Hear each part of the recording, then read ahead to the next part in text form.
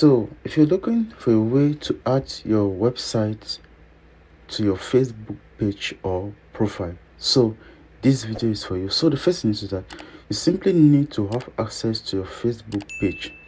Okay guys, once you're there, you simply need to click on your profile.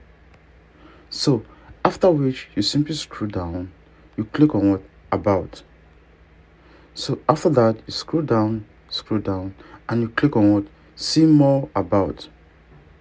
Okay guys, after which you are going to see contact info, that is add site, that is the first at the top. Click on it. Okay guys, from here you are going to see add your website. Click on it, and you simply need to insert the website's link here. So simply search for it, that is type it Mokube Tech.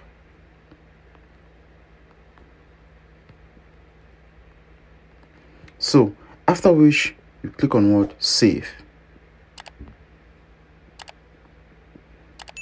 So guys, as you can see, that is the way you add websites on your Facebook page or profile.